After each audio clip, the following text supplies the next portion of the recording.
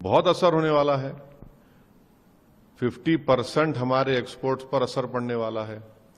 60,000 करोड़ का हमारा motor parts का जो एक्सपोर्ट है, ज्वेलरी, जेम्स, रेडीमेड गारमेंट्स, ये बुरी तरह मुतासर होने वाले हैं। और अफसोस की बात यह है कि फरवरी में हमारे प्रधानमंत्री यूएस के प्रेसिडेंट डोनाल्ड ट्रंप से मिले थे, बातचीत हुई थी, और फिर उसके बाद ये टैरिफ का शुरू हो गया, और फिर उसके बाद हमको वो लोग इल्ज़ाम लगा रहे हैं, यूक्रेन क्या हम पर इल्ज़ाम लगा रहे हैं। और फिर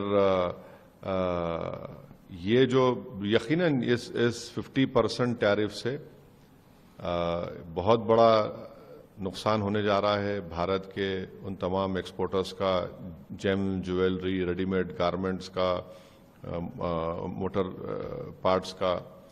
तो ये तो मैं समझता हूं कि नरेंद्र मोदी गवर्नमेंट को जवाब देना पड़ेगा देश की जनता को, क्योंकि आपने डोनाल्ड ट्रंप से तो इतना रिलेशनशिप को आगे बढ़ा लिया था कि अब की बार ट्रंप सरकार कह दिया था। फिर फरवरी में हमारी प्रधानमंत्री उनसे मुलाकात किए, उनके ओथ में हमारे फॉरेन मिनिस्टर वहां मौजूद थे। आखिर ऐसी क्या वजह है? और सब मोदी सरकार को जवाब देना है कि जिन लोगों का भी नुकसान होने जा रहा है उनके लिए सरकार क्या करने वाली है, उनको कैसे उनको राहत दिलाएगी, उनको कैसे उनकी मदद करेगी। तो ये और फिर बार बार ये जो अमेरिका के जो नवारो, जो उनके जो जिम्मेदार हैं, वो भारत पे इस तरह की तनकीद कर रहे हैं। अगर वही बात अगर देश के प्रधानमंत्री के बारे में कोई अपोजिशन लीडर करता तो बीजेपी वाले उस पर कूद पड़ जाते। खामोश क्यों है भाई? वो क्या क्या बोले जा रहा है। हमारा बीजेपी से हमेशा आइडियोलॉजिकली के ऊपर इख्तलाफ रहेगा, मगर वो क्या बात बोले जा रहा है? कुछ तो बोलो बीजेपी वालों, भाई कुछ तो बोलो। इतना डर क्यों रहे अमेरिका से आप लोग? और मैं बता रहा हूं कि हमने सबसे बड़ी गलती की थी, मेरी पार्लियामेंट की स्पीच है, जब ट्रंप ने अपने पहले टेन्योर में हमसे कहा था कि ईरान से तेल लेना बंद करो। अगर आप उस वक्त उसको लाल आंखें दिखा देते तो आज ये दिन देखना नहीं पड़ता था। और हमको ईरान ऑयल बेच रहा था कम पैसों में, और बेहतरीन ऑयल है उनका, क्रूड ऑयल।